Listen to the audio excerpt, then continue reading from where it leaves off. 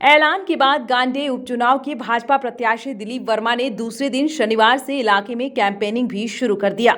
Campaigning के दौरान उन्होंने न्यूज विंग से बातचीत करते हुए अपनी जीत का समीकरण बताया और दावा करते हुए कहा कि ये उपचुनाव एक तरफा लड़ाई साबित होगा, क्योंकि सत्ता पक्ष से जो उम्मीदवार उनके सामने हैं, अब उन्होंने ही इस चुनावी मैदान में उनकी लड़ाई को एक तरफा बना दिया है। उन्हें लगा था कि सत्ता पक्ष किसी मजबूत प्रत्याशी को खड़ा करेगा, लेकिन जिस महिला प्रत्याशी कल्पना सोरेन को चुनाव मैदान में उतारने जा रही है, ये सत्ता पक्ष की भावी प्रत्याशी ने साबित कर दिया। उसके बाद वही उनकी जीत को आसान बनाएगी। फिलहाल समीकरण यही साबित कर रहे हैं। एक सवाल के जवाब में दिलीप वर्मा ने कहा कि आजसू को गांडेय उपचुनाव का सीट देने नहीं देने का निर्णय शीर्ष नेतृत्व का है। ये बाजार में चर्चा का विषय नहीं है और शीर्ष नेतृत्व ने उन पर भरोसा जताया है तो काफी ठोस विचार करके जताया है। उन्होंने कहा कि इस उपचुनाव के परिणाम आने के बाद गांडेय में बेहतर कार्य कर एक उदाहरण पेश करेंगे। क्योंकि एक तरफ पूर्व सीएम की पत्नी कल्पना सोरेन है तो दूसरी तरफ दिलीप वर्मा, जो बाबूलाल मरांडी के बेहद करीबी माने जाते हैं। कांटे की इस टक्कर के बीच भाजपा प्रत्याशी खुद को अपनी किस जगह रखते हैं, किस स्थान पर रखते हैं, आइए उनसे ही बात करते हैं। हमारे साथ है दिलीप वर्मा जी। फाइट कैसा रहेगा लड़ाई?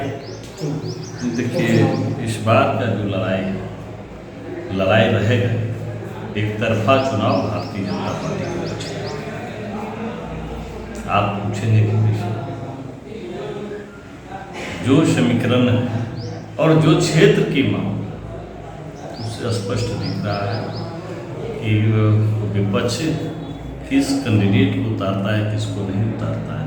भारतीय जनता पार्टी के कार्यकर्ता और पूरे गांडेय विधानसभा क्षेत्र की जनता से बहुत कुछ मतलब है। एक सवाल आ रहा है कि भाजपा ने काफी पहले गांडेय उपचुनाव के लिए प्रत्याशी के तौर पर आपके नाम का घोषणा कर दिया और चर्चा था कि ये उपचुनाव जो है सो आजसू अपने गठबंधन धर्म के तहत लड़ने जा रहा है।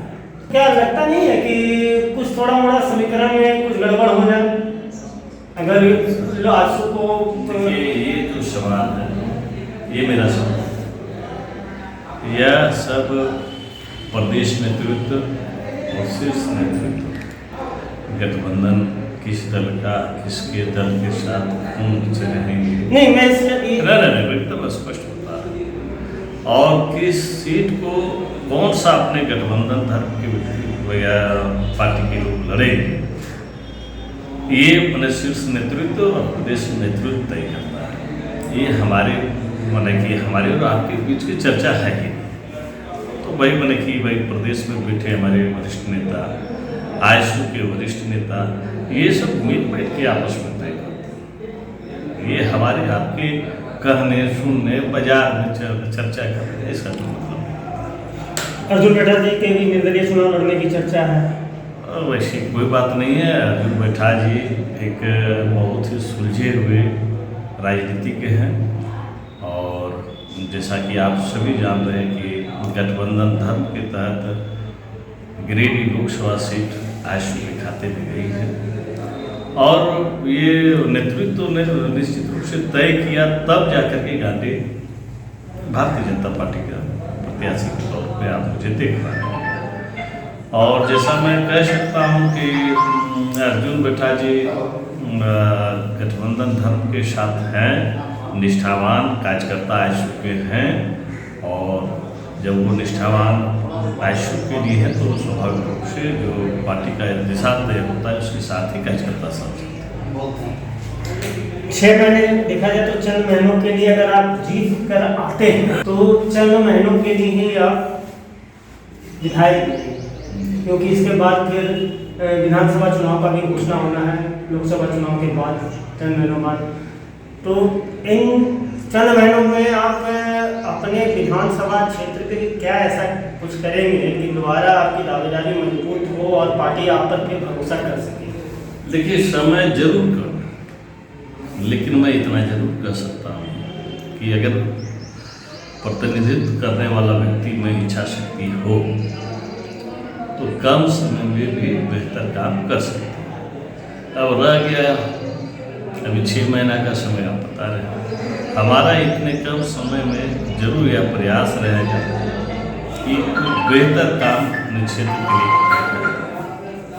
और कई सारी चुनौतियाँ भी हैं, उनको पार भी करना है।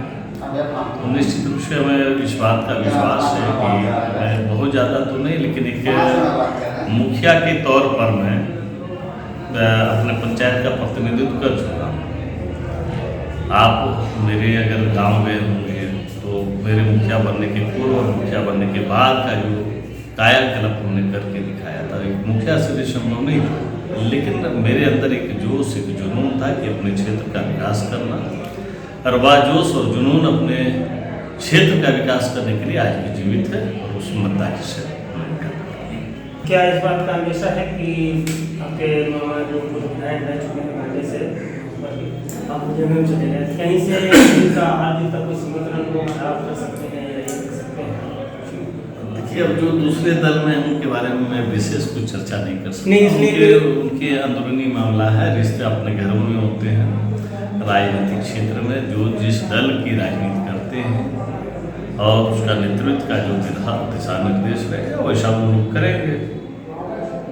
दूसरे दल की चर्चा मैं कैसे कर सकता? नहीं, ये इसलिए कि आपके वो मामा हैं, आप दोनों मेरा सीधा कहना है कि जो रिश्ते देखिए, मेरा सीधा कहना है, रिश्तों का एक दायरा, एक मर्यादा, एक गलियारा होता है, वो चार दीवारी के अंदर है। राजनीतिक क्षेत्र में जब उनका दल अलग है, तो जब विचारधारा अलग होंगे तो दल अलग होंगे, तो जब विचारधारा अलग है, दल अलग है, तो उसके बारे में बहुत कुछ टिप्पणी करने की स्थिति है।